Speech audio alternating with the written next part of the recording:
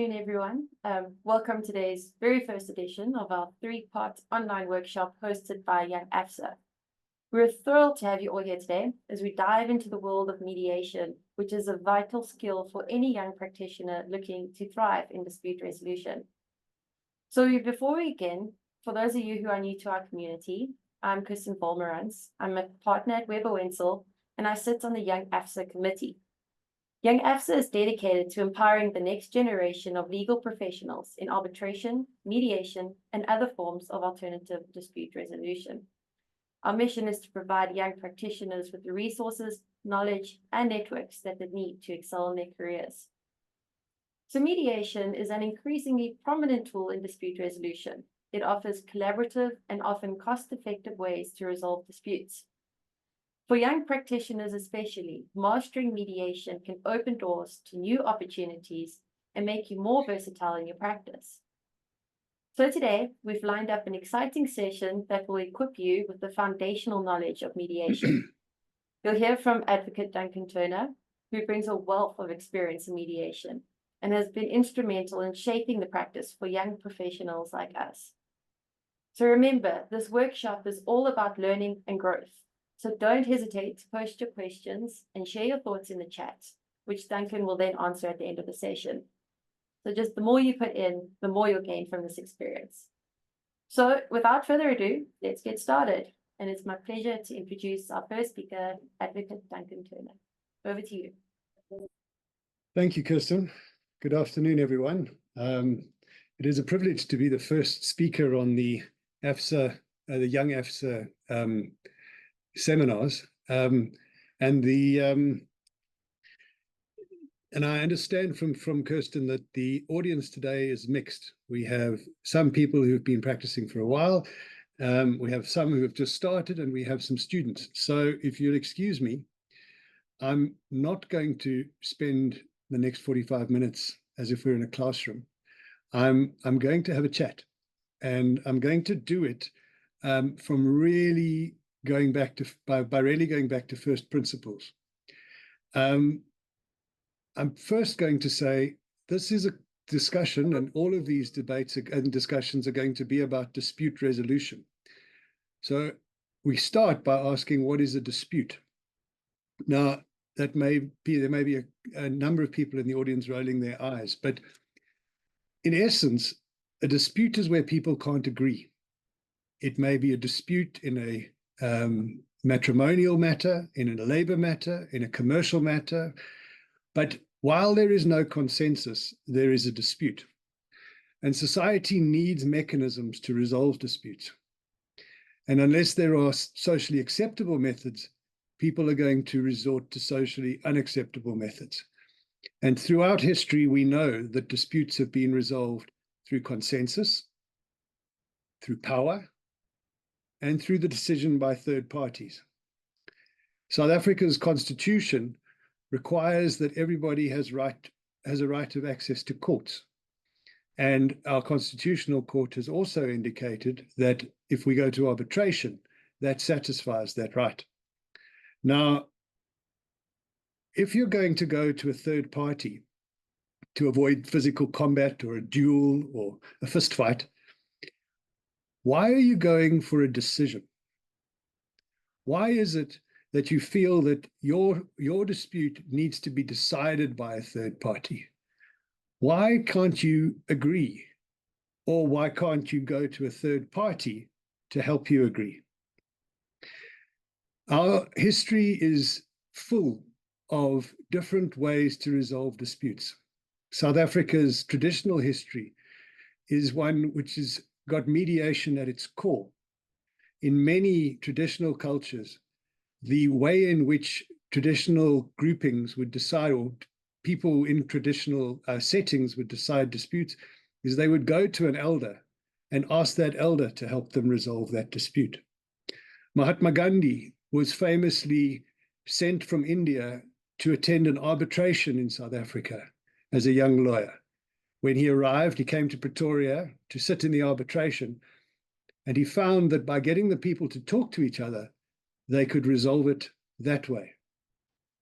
It was a mediation that Mahatma Gandhi was involved in eventually that led him into the legal career in South Africa and where he started his journey. Now, most people would say that, and certainly the group I have here, which are a bunch of lawyers, would say that the best way to resolve a dispute and the most common way is to go to court, but it's not. The most common way all disputes are, or most disputes are resolved is through negotiation and finding consensus.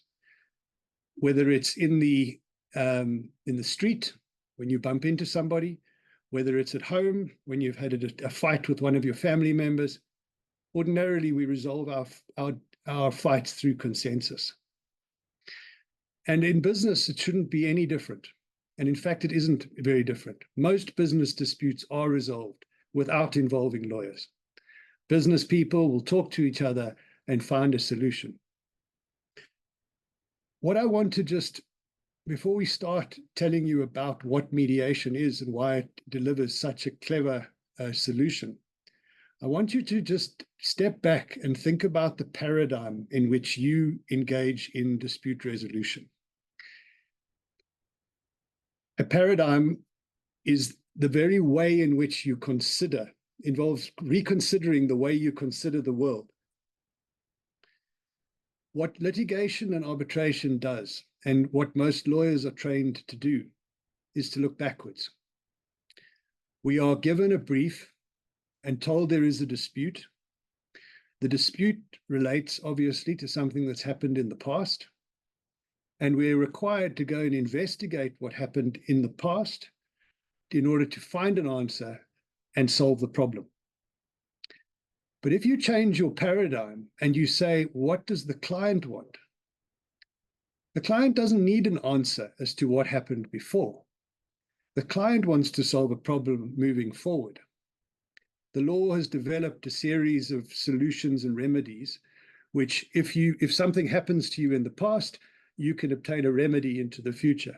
If somebody injures you in the past, you can get damages for payment in the future. But what the client is really looking for is to improve his or her future position. Clients need solutions, solutions preferably in their favor, but ultimately a solution to solve a problem looking forward.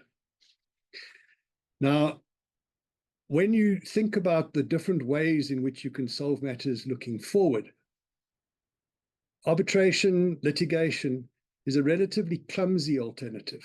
It's clumsy because the number of options that are available are relatively limited. So just turn this off. Are relatively limited. When you plead a matter, you have limited options for relief. And when a judge or an arbitrator is sitting listening to a matter, the arbitrator or judge has limited options for granting relief. But when people negotiate, they can find remedies anyway. And the same is true of mediation. Because what mediation is, and I'm going to read you the CEDA definition, it's a flexible process conducted confidentially in which a neutral person actively assists parties in working towards a negotiated settlement of a dispute or difference, with the parties in ultimate control of the decision to settle and the terms of the resolution. I'll say that last bit again. The parties are in ultimate control of the decision to settle and the terms of the resolution. Now, consider that in the context of litigation or arbitration. Where litigation or arbitration ensues, it is the lawyers or the court or the arbitrator that has control over the decision and the terms of the decision. And fundamentally, what mediation does is it takes the resolution of the dispute out of the hands of a third party and into the hands of the parties. Well, then we say, well, that sounds very nice, but if the parties could settle it, they would have. They couldn't settle it, and that's why they've gone to litigation. I'd like you guys to just think a little about the way in which the rationality or the common sense that sits in some of these statements that are recorded in Rule 41A notices. For those of you who litigate, you will know what a Rule 41A notice is. For those of you who don't, the rules of the High Court have recently been amended to introduce a requirement that at the outset of any litigation, each party must deliver a notice indicating whether they consider mediation as being appropriate for the matter. And there's a very bad habit that has been developed very quickly by the legal community. They know they've got to deliver the notice, and so they do, but no thought is given as to whether or not mediation should be considered. All that happens is that a simple one-liner is recorded in the notice saying things like, matter's not fit for mediation because it's too complex, or the matter's not fit for mediation because it's too big, or the matter's not suitable for mediation because, and this is my paraphrasing, the parties hate each other and won't talk to each other. Now, is that true? Are those good reasons not to mitigate, not to mediate? And I'd suggest to you they certainly aren't, because those very same matters which the attorneys say at the beginning of the matter are too complex, too big, too antagonistic, those are the same matters that will settle a day or two before court, or will settle on the first day of the trial. So why is it that matters can settle the day before a trial, but can't settle months before the trial? There's no principled reason then. If they can settle just before the trial, there's no principled reason they can't settle months beforehand. The sole question is, one, timing, and two, process. Is it ripe to be discussed? And second, have you equipped the parties and the process with the necessary requirements to try and achieve a settlement? So I'd suggest to you that the introduction of a third party, that neutral person who comes in as a mediator, will provide a perspective and a level of insight that parties cannot give one another. Some of the literature and the writers on mediation and negotiation suggest when you think about negotiation, whether you are negotiating bilaterally between the two parties or with a mediator, you should think of a stage. Think of the dispute playing out on the stage in a theater. You are in the dispute. You have no perspective of what's going on the other side of the stage because there are props and other people in the way. Can you imagine taking yourself into the balcony or into the chairs or the balcony to watch the performance? Take yourself to the balcony and then get the perspective of somebody watching the play. Now, skilled negotiators and people who've done this a long time are able to do that in a bilateral setting, but almost everyone else is unable to do it. Everyone else will be so fixated on where they are and what they can see when they're on the stage, they can't extract themselves and take an objective bird's eye view of what's going on the stage. What the mediator does is facilitates that excursion, that zooming out, to allow a party to go and sit on the balcony and look at the play as an objective outsider, to remove the person from the dispute. And once you do that, you can get perspective. If both parties are removed from their positions on the stage and taken to an objective viewpoint, the chances of them both seeing the same play and seeing the same circumstances improve significantly. That is something that very few people are able to do independently and in bilateral negotiations. It is something that a mediator who is properly trained will enable the parties to do. So I want to, well, sorry, just one an additional point on that. If you're going to say, well, the parties, that may be how the parties act, but if their lawyers are involved, their lawyers can help them do that. Anyone who has been practicing for any length of time will know that's not true, because the lawyers are briefed to pursue the client's interests. And in most cases, disputes lawyers are anxious to make sure that the client has faith in their ability to fight. It's very difficult for a disputes lawyer to say to a client, don't worry about what your individual perspective is. Let's go and look at this objectively. And while good lawyers will do that, most lawyers struggle. And so as a lawyer, you also must recognize your limitations and say to yourself, am I really able to go and find the balcony and sit on the balcony and watch the performance? Or am I really just behind my client on the stage, looking at this matter from the same perspective? And so when we approach mediation as mediators, we look at the dispute, we understand the dispute, we understand the reasons for the dispute, and we try to help the parties find a solution to the dispute. I want to run a simple example past you. It's one that is included in a very well-known book, and it's this. Two sisters walk into the kitchen at the same time, and they find the last orange in the fruit bowl. They both want the orange. They argue about why the one has a better claim to the orange, but their positions remain. They each want the orange. Now, neither can decide, neither can show that that she has a better claim to the orange than the other, and so they're deadlocked. What do? There is now a dispute.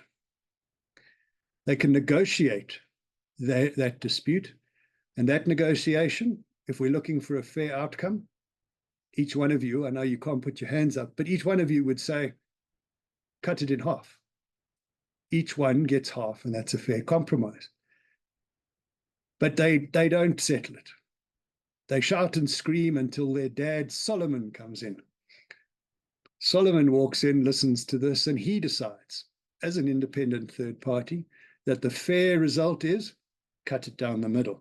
So eventually they cut it down the middle. The first sister peels her half, throws away the peel, and eats the orange. The second sister peels the orange, throws away the fruit, and grinds up the skin to make a cake.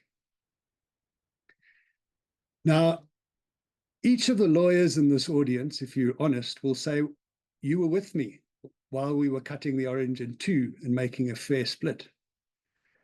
Each of the business people at the end of that story would go, but those parties had different interests. If they'd have just engaged properly, the one would have got the full skin for a bigger cake, and the other would have got the full fruit. So why didn't they? Why didn't they resolve that? And the reason they didn't resolve it was because they negotiated from positions. And when they litigated in front of the father, they litigated their positions. Their position was, I want the orange. Now, what a mediator would do, the mediator would say, try to understand your interest rather than your position. The mediator says, I understand your position, but I don't understand why you have that position. What is your underlying interest? What is your underlying need? What is your underlying reason for having this position? Now, that might be a very simple example, but it is so common for parties to adopt positions, either because they think that's the position they want, or they've been advised by a lawyer that that's the position that they should adopt. And I'll take, for example, shareholder disputes. Mediations are regularly conducted where there are shareholders involved in a dispute, or a dispute between one shareholder and the company, and one wants more money than the other, or one wants special rights over the other. Those are their positions. What a mediator can do is interrogate that position and find out what the party really wants. What is it that do you just want extra money? Or do you want to be able to do something with that money? Do you need the money now? Or can you get it later? And engaging with the other party, are you really averse to paying the money? Or are you just averse to paying the money now? Now, a court can't make those inquiries. A court will decide on positions, will decide whether the contract should be interpreted one way or the other. But very often, the person wanting the money isn't concerned about getting it immediately. And the person obliged to pay the money, they don't mind paying it, they just can't pay it now. Now, that understanding will never be achieved through a bilateral, or very seldom be achieved through a bilateral engagement. And the reason is because on each side, that party will consider that it is showing weakness by compromising by giving additional information or compromising. The lawyers behind them will probably advise them not to show a weakness. But a mediator who engages in confidential session with each party will be able to see that. I'll get into the characteristics of mediation shortly. But I want to leave you with an image, another common image discussed in mediation. Everybody's heard of the Titanic. The Titanic is a ship sailing along in the Arctic Sea, and it comes along comes across two icebergs. Those icebergs are, let's call it 200 meters apart. They are the positions of the two. That is the position of the two icebergs. Sorry, my phone is ringing, but sorry, just excuse me for 2 seconds. No, it's gone. The iceberg is, let's say, 100 meters or 200 meters apart. Those are their positions. Now, in a dispute, the positions of the icebergs are similar to the positions of the parties to a fight. There's a massive gap between them, and nobody can see how that gap is closed. Why can't you see? Well, there's water, and nobody can see under the water. What a mediator can do is go to each iceberg and ask to see under the water. Either be shown under the water or the water level drops. What is under the water? What does the water constitute first? The water is the confidentiality. It's where people hold their needs, their interests, their fears, their concerns. They don't want to show that to anybody. Certainly, they don't want to show that to the party they're fighting with. But if the mediator gains the trust of the parties, the mediator will be able to see. And the remarkable thing about an iceberg is that the body of the iceberg under the water is always significantly bigger than the body that you can see above the water. And once you are allowed under the water, what you will find is that iceberg actually extends down under the water and touches the other. And so, unlike above the water, where nobody could see these two positions ever being reconciled because there's such a big gap between them, being able to look under the water, one is able to see a point of intersection and a point at which the parties' interests coincide.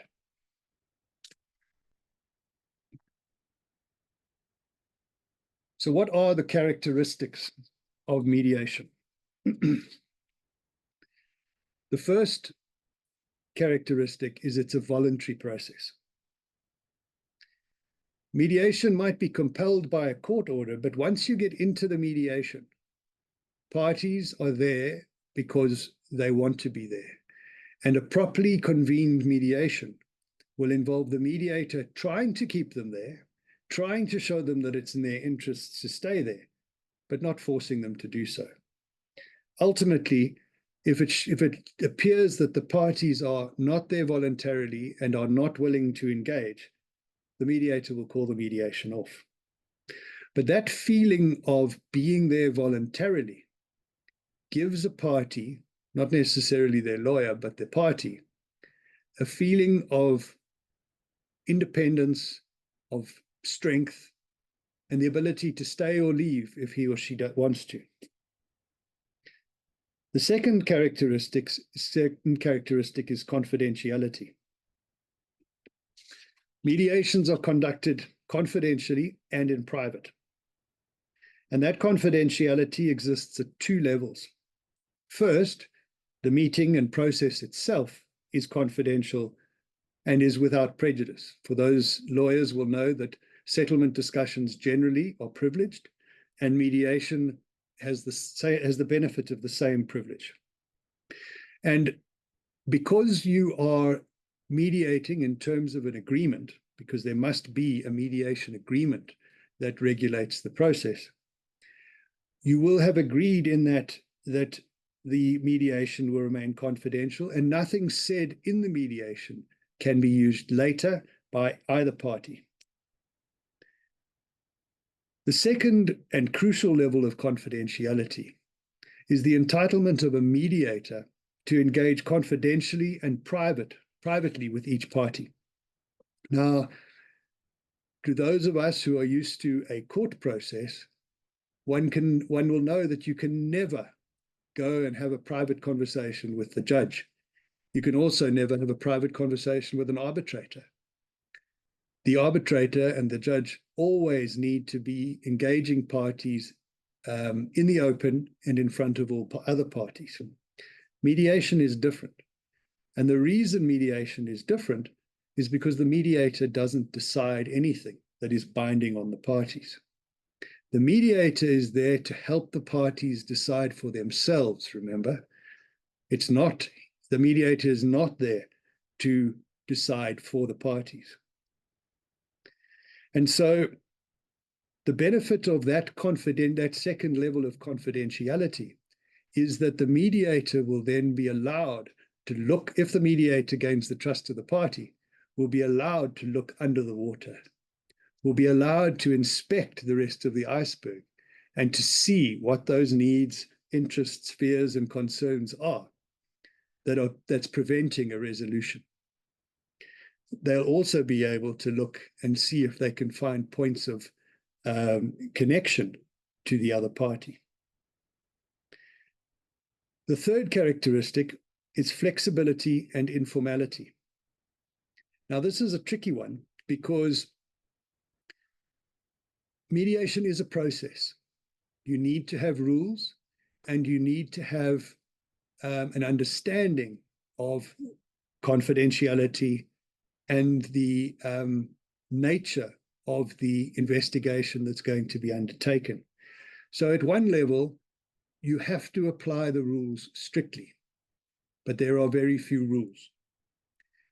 The critical element of flexibility and informality allows the mediator to explore different things, to understand, to try to understand different parts of a party's background, the dispute, to try to find a solution that others might not have thought about. The last characteristic of mediation is the way in which mediations are successfully resolved. Unlike a court case or an arbitration where we have a judgment or an award, the settlement agreement is the document that will mark the end of the will mark the end of the mediation process. If parties reach a successful outcome, they will settle, and there will be a written settlement agreement recording that outcome. Now, let's just step back to the topic that I covered when I started. When you reach consensus, or put differently, what do you need to reach consensus? And secondly, what do you need to have a judgment or an award in an arbitration? I want you to think about it, because there is one critical difference that very few lawyers really take time to understand. And that is, do you need an answer before you need a solution? And I'll say that again. Do you need an answer before you can get a solution? In litigation or arbitration, you do. If it's a contractual claim, you need to decide, you need the answer to the contractual interpretation. You need an answer to the factual dispute. And it's only once you've interpreted the agreement and got an answer and decided who's telling the truth and who's lying, that you can decide that the plaintiff should be successful, and then move on to how much the damages should be quantified at. But in a settlement, in a mediation, you don't need an answer before you get a solution. In a settlement, you don't need to find out what the correct interpretation is. You don't need to decide that somebody's lying. You can settle the case and move on. And that's what business people want. Business people, in 99% of cases, they want certainty moving forward, and they want to feel that they've got some level of justice. And unfortunately, the way in which our legal training works is that we think that the client will only feel they've got justice if they've got an answer. Because we as lawyers believe you can only have justice if you've got an answer. But that's not correct. We don't need answers. Oh, business people certainly don't need answers before they will accept solutions that allow them to get on with their lives. So every time you engage in advising clients, considering the dispute and considering how the matter should progress, think to yourself whether this is a matter where we have to have an answer, or whether it's a matter that could be settled on the doors of court. Could we settle this ultimately on the doors of court? And if you can settle it on the doors of court, you can settle it at any time before the doors of court. You don't need an answer.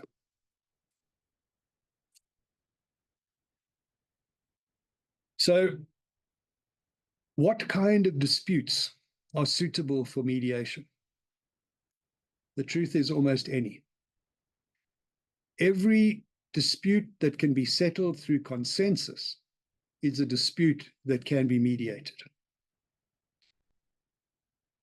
What kind of solutions can you get in mediation? Any. I'll give you an example.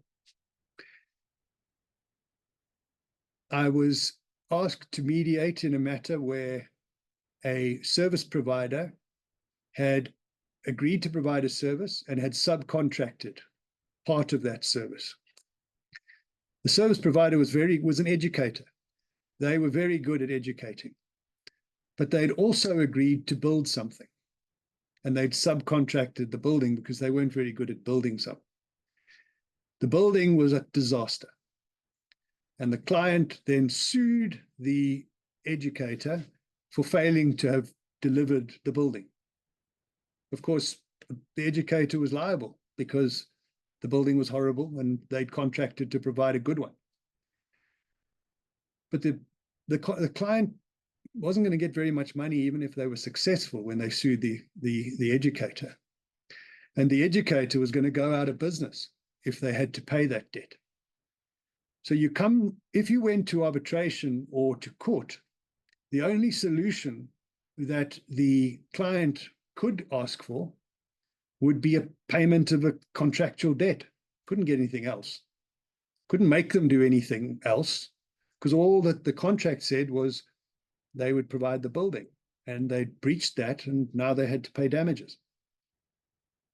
But in mediation, we found out that the client actually has corporate social responsibility obligations.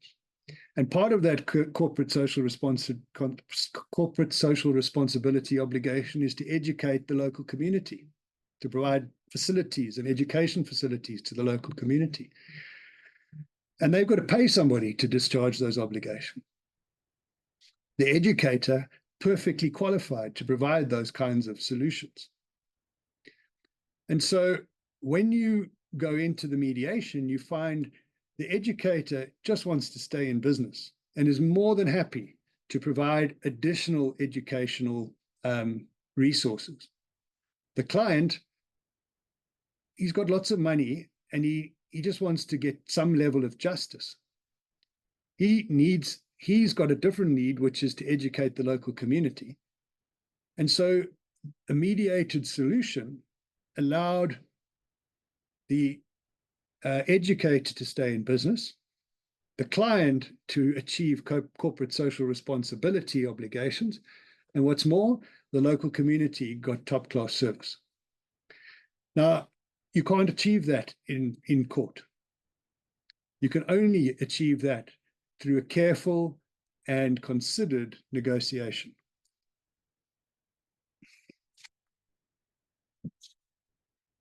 So what are the key characteristics that you will find in mediation? Other than the voluntariness, confidentiality, flexibility, and informality. What does a mediator need to do? And what do the parties need to try to do when they're in mediation? The first is, and the most important, is to listen. Somebody said to me once, you have one mouth and two ears. Use them in proportion. And I would recommend that in daily life, but it certainly is recommended in mediation. Because only by listening are you able to understand the interests that are driving the dispute. And so the first thing that a mediator must be trained to do is to listen, and to listen actively. You're not listening to respond. You're not, most of us, particularly lawyers, are listening in order to tell you what the answer is or the reaction is. Mediators need to act differently. They need to listen to really understand so that they can understand more and then see a bigger picture. The second thing you will find in a facilitative mediation, which is the common or classical mediation, which we encourage most mediators to undertake, is that the mediator will not offer a solution. The mediator should not offer an opinion on what they think the right or wrong answer is.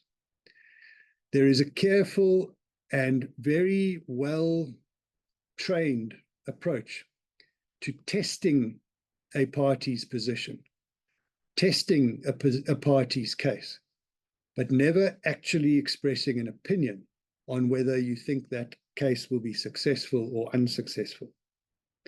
Now, there are different forms of mediation. We have mediation that is described as evaluative mediation. And in that case, parties may come to a mediator and say, please, will you tell us what your opinion is? That's not a common mediation, and it is something that should only be undertaken if the parties expressly ask for it. The reason for that, and it may come as a surprise to lawyers, is that people aren't always looking for the answer. They don't need the mediator to tell them, I think your interpretation is correct, or their interpretation is correct. What they're looking for is someone to listen to them and to help them find a solution. And as soon as somebody takes a view, I think you're right, or I think you're wrong, you change the dynamic of the engagement. The party who is told they are right, they now are on the front foot. Why should they compromise at all? To the party who's been told they are wrong, what should they do? Should they just roll over? Or do they immediately lose trust in the person that they've been asked to trust? Trust that this person will actually help them find a suitable solution. I'd suggest to you, as soon as you tell somebody in a mediation of a dispute that they're wrong, they will close up and they won't engage any further. So be careful when you engage in mediations where somebody is giving you an evaluation and an opinion. The last thing I want to deal with is to deal with when to mediate. And to give you two examples, there is never a wrong time to mediate, but there certainly are better times to mediate. Mediation also doesn't have to be a one-off occurrence. You can try to mediate early in the proceedings, and if you fail, you can always go back. And I'll tell you why. Mediation involves, particularly in complex and commercial disputes, mediation involves a considered decision. If you think about a considered decision, you need information to make a considered decision. It must be a decision that you are able to explain to someone else if you are accountable for the decision. And to give you two examples to illustrate that point. If, let's say, Kirsten and I were driving out into the car park and I crashed into Kirsten's car. Kirsten owns her car, I own my car. We were both there. We know what happened, and we have the authority to settle. We can mediate that tomorrow. We could get up, get before a mediator, and the mediator could help us find a solution. So in a case like that, where both parties are authorized, both parties are empowered with knowledge and with authority, they can make that, they can mediate immediately. But contrast it with a widow whose husband died in a hospital bed in a state hospital.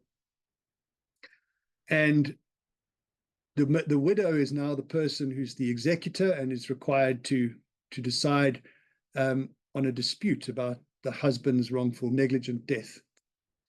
The defendant is not the nurse or the doctor who was in that room. The defendant is the hospital represented by the MEC for health. The MEC wasn't at the bed, and any decision that the MEC makes in settling a case will need to be explained, needs to be authorized and explained. Now, theoretically, you could mediate that the next day, but what's the chances of ever having a successful mediation where the widow has no information about the medical records or what happened, and the MEC has no idea what happened either? So a mediation in those circumstances is not going to be successful on the first day. But each matter has its own information curve. Let me just, I haven't drawn it up, but we can deal with it at some later stage. Imagine a graph. Imagine the intersection of the X and Y axis as 0. Day one, nobody has any information.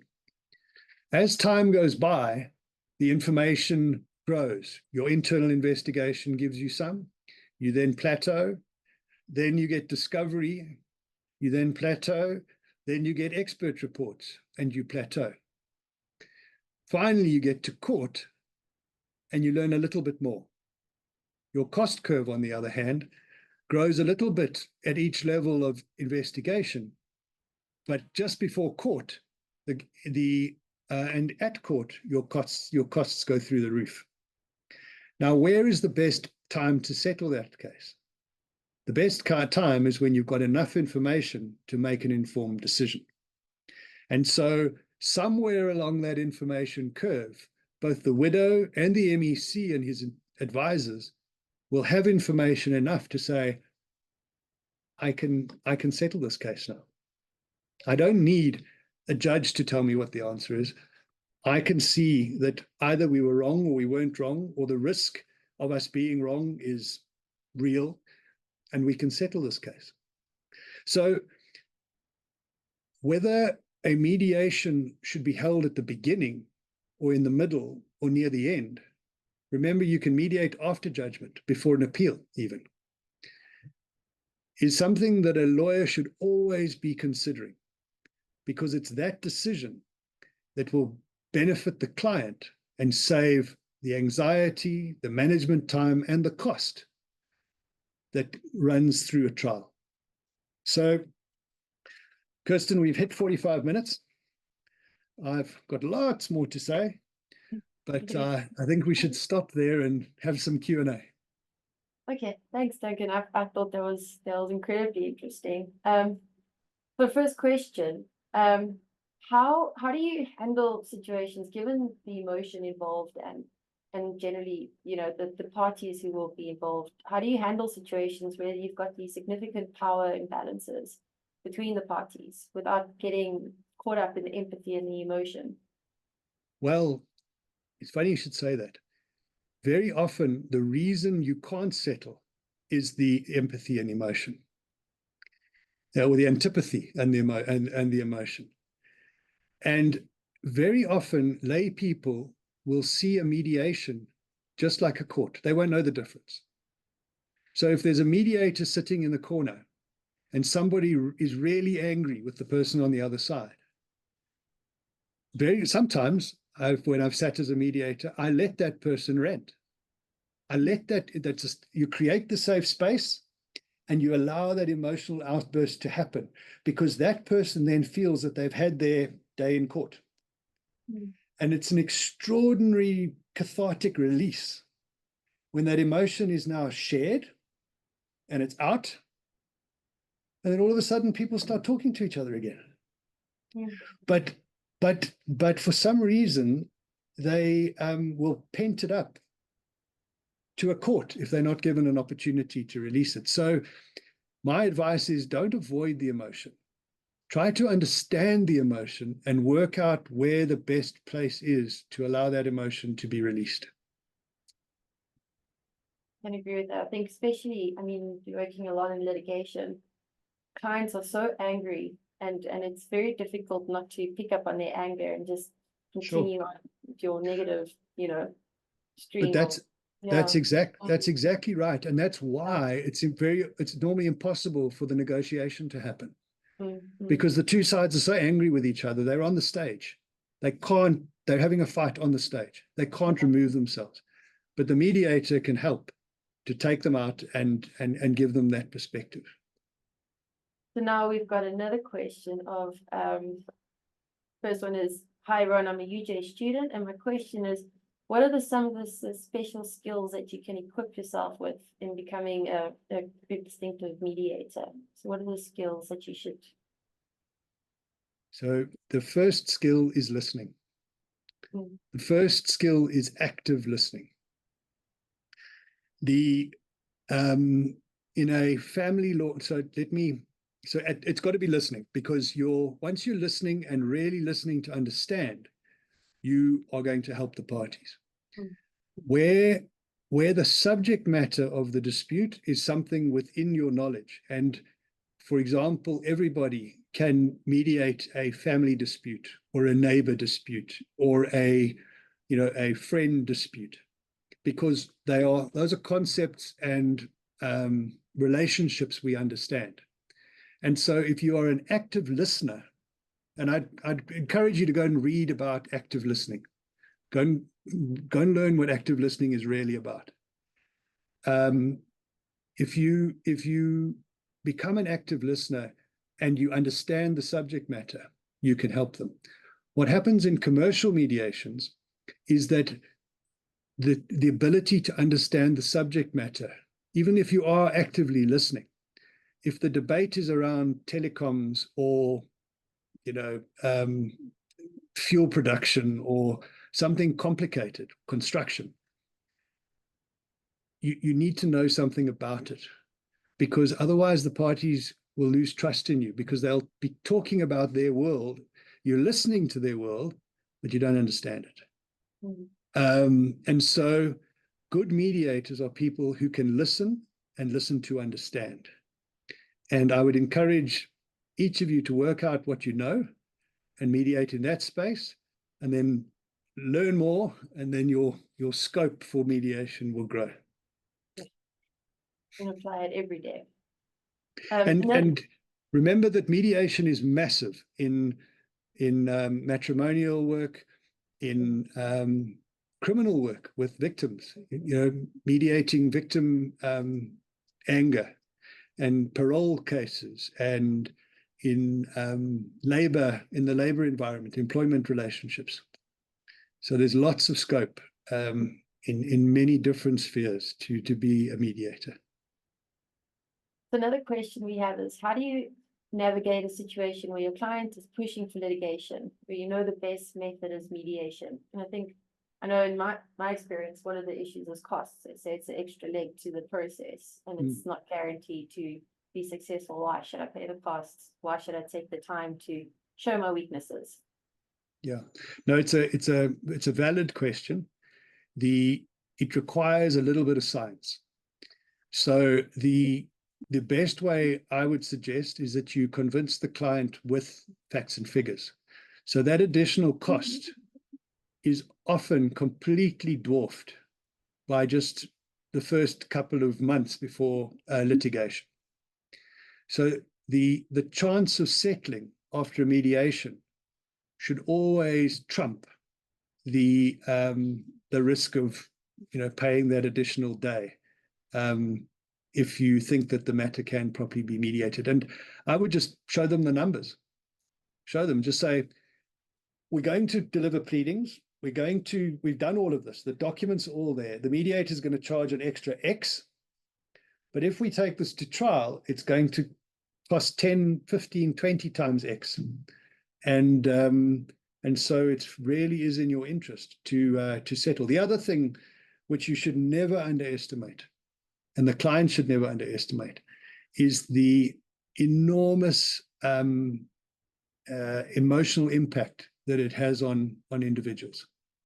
Anybody, whether they're managers or clients or whatever, if they are litigating, they've taken their eye off their own business and they are focused on a fight where they could actually be making money in the office.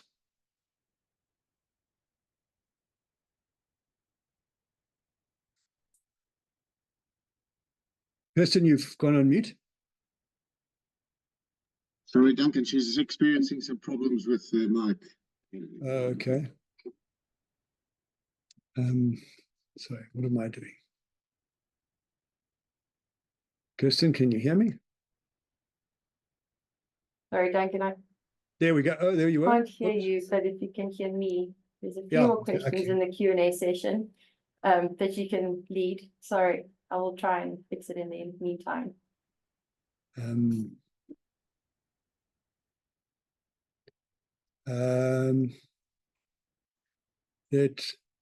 Let's see, Jonathan is next.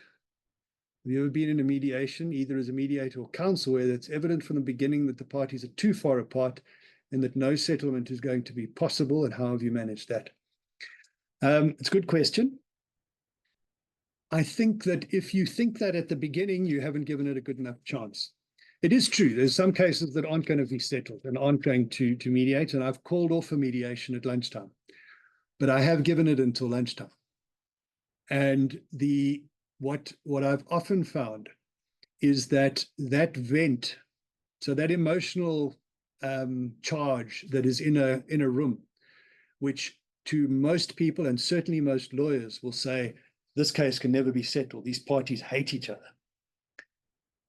If you allow that emotion to vent, or there are various techniques to try and unpack and dilute the problem.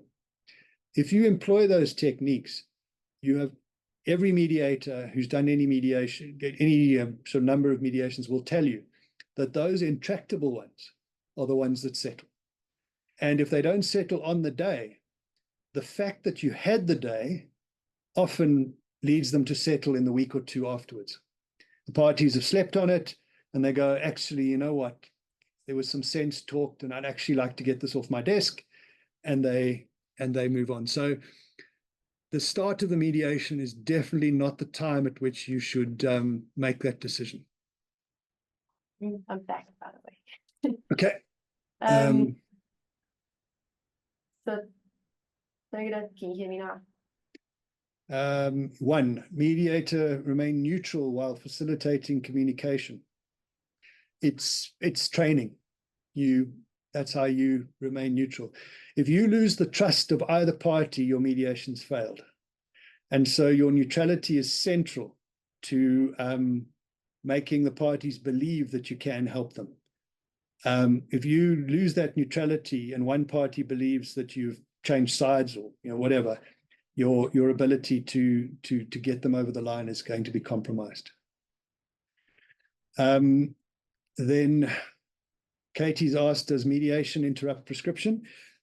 Katie, only if the agreement creates the process. There is authority, Murray and Roberts, or one of the construction companies in the early 80s, that if there is a contractually agreed dispute resolution process, so for example, that step 1 is mediation and step 2 is arbitration.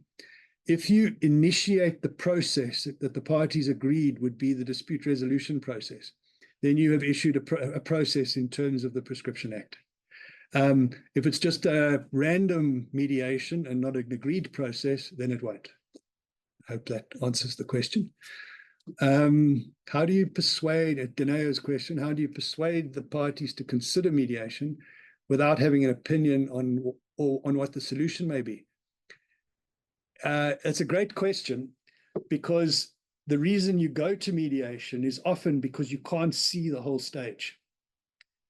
And what you're looking to do is to say to your client, you've got real interests that you want to protect. You want to run a business. You don't want to spend your life in a courtroom.